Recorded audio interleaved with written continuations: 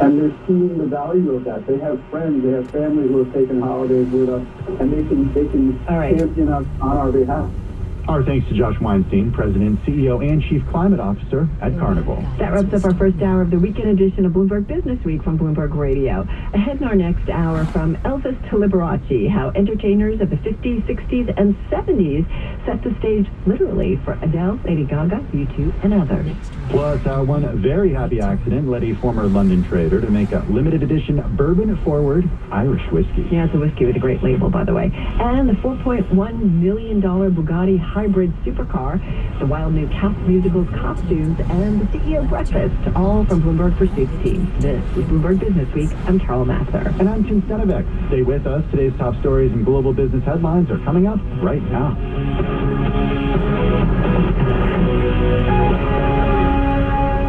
This is the Bloomberg Green Report.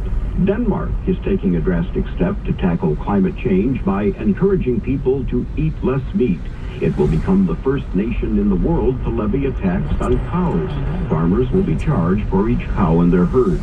Denmark is a major pork and dairy exporter. Agriculture is the country's biggest emitting sector. The government is hoping the tax will help it meet its emissions reduction goals. Proceeds from the levy will go into a fund to help farmers go green. Denmark has already invested in feed additives that cut methane emissions from cows. The rate of meat consumption in Denmark is among the highest in the world. And despite government prodding, Danes are unenthusiastic about meat alternatives. The Telegraph says University of Copenhagen research found they are less likely than other Europeans to reduce their meat consumption. The Danish Prime Minister says she hopes her nation's new tax will pave the way for similar levies elsewhere. Jeff Bellinger, Bloomberg Radio. From the financial capital of the world, broadcasting 24 hours a day at Bloomberg.com and the Bloomberg Business app. This is WBBR New York, Bloomberg 1130. Now, a global news update. Donald Trump is calling for the immediate release of everyone who was jailed for the January 6th Capitol riot. Trump made the call Friday at a rally in Virginia after the Supreme Court ruled that federal prosecutors had improperly charged at least one January 6th defendant. The High Court ruling could impact other Capitol riot cases as well. At the rally, Trump called the jailed protesters hostages and said they should free them now for what they've gone through. The Supreme Court ruling is unlikely to impact Trump's own election interference case connected to the Capitol riot. In the wake of the presidential debate, both President Biden and Donald Trump held rallies. Biden was in North Carolina and Trump was in front of another raucous crowd in Chesapeake, Virginia. But remember, the biggest problem for our country is not Joe Biden's personal decline. It's that Joe Biden's policies are causing America's decline at a level that we've never seen before. That's why this November, the people of Virginia and the people of America are going to tell crooked Joe Biden, you're fired, get out of here, you're fired. Meanwhile, Biden said he doesn't speak in debate as well as he used to, but added that he knows how to tell the truth and is confident he can do the job for another 4 years. The U.S. Supreme Court is ruling cities can enforce bans on homeless people camping outside. The case involved the city of Grants Pass, Oregon, which fined people $295 for sleeping outside. In Friday's 6-3 decision, the High Court reversed the decision that outdoor sleeping bans were cruel and unusual punishment. 2 NASA astronauts will remain on the International Space Station for at least a couple of weeks, while engineers try to solve their spacecraft's thruster problems. Suni Williams and Butch Wilmore were supposed to come back to Earth June 13th, but the ship, now docked with the station, has been experiencing helium leaks, the gas used to pressurize its thrusters. A team of NASA and Boeing engineers are planning tests at the White Sands Missile Range in New Mexico to examine the thrusters. I'm Rob Martier. Thursday's debate between President Biden and former President Trump brought in less than 50 million people. That's 20 million fewer than the amount who watched the first debate in 2020 between the same 2 candidates. That's according to Nielsen Media Research. CNN said it was the highest-rated program it's ever aired. The Pentagon is sending an amphibious assault ship with Marines to the eastern Mediterranean. That comes as tensions between Israel and Hezbollah rise along Lebanon's border. USS Wasp entered the sea on Wednesday, according to U.S. European Command. The Pentagon Deputy Press Secretary noted that it was a scheduled deployment and the U.S. is not preparing any evacuation of American citizens out of the country. The 2 giant pandas that will soon be on display at the San Diego Zoo have arrived. Jack Cronin has the story. It will still be several weeks before Yoon Swan and Sing Bao go before the public as they get used to their new home in San Diego. The Chinese government says the pair arrived safely here after their farewell ceremony this week, and they're now in quarantine as they acclimate to their new habitat. Teams from China are working with the San Diego Zoo ahead of the public announcement. I'm Jack Cronin. The jury in the Massachusetts murder trial of Karen Reed is home for the weekend after struggling to reach a verdict. Brian Schultz reports. Deliberating earlier Friday after they sent a note saying they could not reach a unanimous verdict. Reed is accused of killing her Boston cop boyfriend John O'Keefe by backing into him with her SUV and leaving him in a snowstorm in Dedham in 2022. The defense says she's being framed by corrupt cops. Martin Mull is dead at the age of 80. The comedic actor was best known for his roles in Clue, Roseanne, and Arrested Development. On Friday, his daughter shared the news on social media, revealing Mull died this week in his home after a valiant fight against a long illness. His most famous roles include Colonel Mustard in the 1985 comedy Clue, Leon Karp on Roseanne, and Gene on Arrested Development. I'm Rob Martier. And I'm Denise Pellegrini in the Bloomberg Newsroom. Investors this coming week are keeping an eye on the coming June jobs report. Look at that Friday. We'll be tracking it for you for any signs of particular economic pickup or signs of inflation or signs of economic weakness. Danielle DiMartino Booth, CEO and Chief Strategist at QI Research, says the Fed is making big progress in fighting inflation, and we could see some rate cuts soon. The Fed's year-end target is 2.8% for the core PCE. It's down to 2.6%. Same with its unemployment target. For the end of the year, 4.0%. That's where the unemployment rate is right now. So it would seem to be, green light for the Fed to cut rates here. And Danielle DiMartino Booth interviewed there on Bloomberg Intelligence podcast, which you can download wherever you get your podcasts. Several big banks have lifted payouts to investors after easily passing the Federal Reserve's annual stress test. We get more on that from Bloomberg's Charlie Pellet. Goldman Sachs, J.P. Morgan Chase, and Bank of America were among firms announcing the increases 2 days after the regulators' review showed that all 31 banks examined would maintain enough capital to withstand a hypothetical economic downturn. That mark of confidence in their capital buffers allowed the firms to increase dividends as well as share repurchases. This year's annual exam, a product of the 2008 financial crisis, included banks with at least $100 billion of assets. In New York, Charlie Pellet, Bloomberg Radio. Thank you, Charlie. President Biden attending a high-profile fundraiser in the Hamptons today. Bloomberg reporting Biden's Thursday debate performance, CNN debate, against former President Trump has dismayed some donors, aides, lawmakers, and voters who had been inclined to support Biden. Biden sounding defiance in a North Carolina rally yesterday. I know I'm not a young man. Take the obvious. Well, I know. And later in the day, Biden delivered remarks at the Stonewall National Monument Visitor Center grand opening ceremony in New York. Former President Donald Trump sounding pleased with his Thursday CNN debate performance. He spoke at a rally in Virginia yesterday. Last night was a defeat not only for Biden, but for the entire radical left Democrat Party. Double News 24 hours a day and whenever you want it with Bloomberg News Now. I'm Denise Pellegrini, and this is Bloomberg. Now, a sports update on Bloomberg 1130. Yankees clobbered the Blue Jays 16-5 in Toronto. Juan Soto hit his 20th. Michael Tonkin the win in relief. Yanks tied with the O's for first. Mets no trouble beating the Astros at Citi Field 7-2. Jeff McNeil a 3-run shot. Mets have won 4 straight. NHL draft. Devils grab defenseman Anton Saleyev. Isles select winger Cole Eiserman, and the Rangers net defenseman E.J. Emery in the first round. With your Bloomberg Sports Update, I'm Rob Bushka. This is Bloomberg Business Week. Insight from the reporters and editors who bring you America's most trusted business magazine, plus global business, finance, and tech news as it happens. Bloomberg Business Week with Carol Masser and Tim Stenevec on Bloomberg Radio.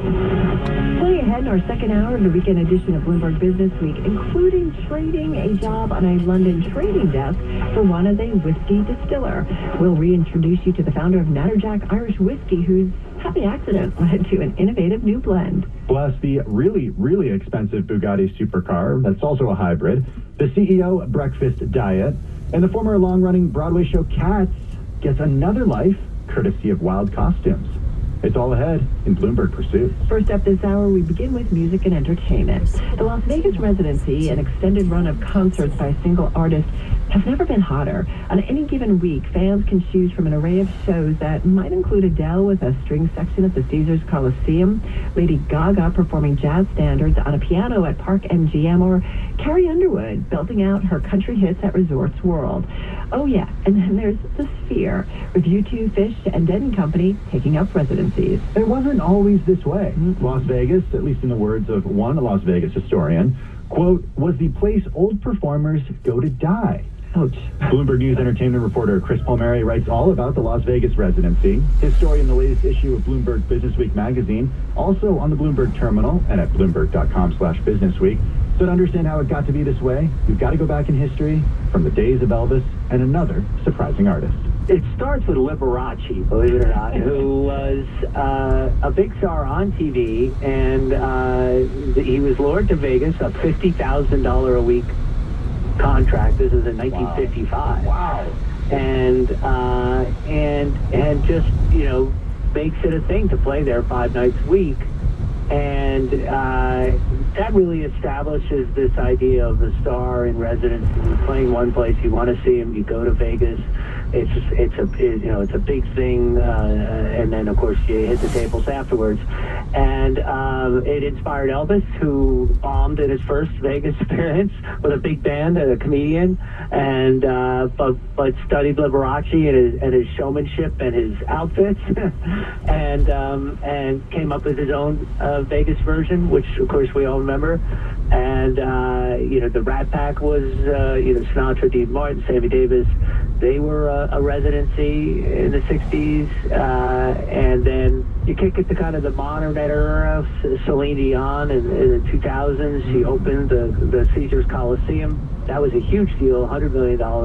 That really opened the door for all kinds of folks like Cher and Elvis, and now we cut to Adele. And the whole idea that the Vegas is where these sort of old stars went is no more. Well, it's so wild. I mean, I was thinking about this, Chris. I mean, how much is it kind of the evolution of Vegas as a place to have great food, go see great shows, like really experience a lot of pretty cool things in kind of a relatively small area? How much of it is it two performers just tired of going on the road and they're like, let me do this gig for a while, make a bunch of money, and then be done, but I don't have to like get in my tour bus, I don't have to get on planes. Like, I'm just curious how it's all coming together. Some of them have bought homes in Vegas too, and sort of settled down. We got started in this because, as you mentioned, Vegas always reinvents itself, and the Sphere, which opened in September with a residency of U2, really just set a new bar for entertainment. A lot of people were skeptical about what was going to happen there, but it's just so mind-blowing, the experience of the video indoors and out on the entire theater. And so that sort of was like, well, this is sort of the new version of the residency. Got us thinking about that. And then I was surprised, actually, being a long-time concert goer, that this actually translates into Vegas having the highest average ticket price for concerts in the country. Yeah. Yeah, okay, so, well, How I have a couple... expensive is it? It was $176 on average, which is a lot of money, yeah. There's no Taylor Swift, but, you know. That's one thing that's always struck me about Vegas, is everywhere and I've been there many, many times, mostly for work, but one thing that I'm always struck by... conferences used to be there, right? Like yeah, everything was there. Yeah. At CES every year. But what always strikes me is the way that people throw money around in Vegas. It's like this fantasy world, because the people who are throwing money around, they're not throwing money around like that every day when they're at home. And I'm wondering what it is about Las Vegas that can attract such high ticket prices. Well, that's number one. People are going there, 40 million people last year, going there to have fun. You're not going there to visit relatives for the most part. You're not, I mean, you are cutting loose. And sometimes you're cutting loose with a corporate credit card, too, like you mentioned, going to a conference of some kind. So the city is designed really for that. So if you're not going to gamble, you're going to eat, you're going to see a show, shop, you're spending money. The other thing is that these residencies tend to be smaller theaters. Some of the acts, like we really featured Christina Aguilera. She's somebody who could play big arenas. She's playing at 1,000-seat theater at the Venetian, which was configured to kind of be like a Parisian nightclub, and it's got mostly table seating. In addition to a pretty high ticket price, you also got a food and beverage minimum. $250 a person, which sounds like a lot until you until you sit down in a nightclub in Vegas. Food and beverage, and it's just play money at that point.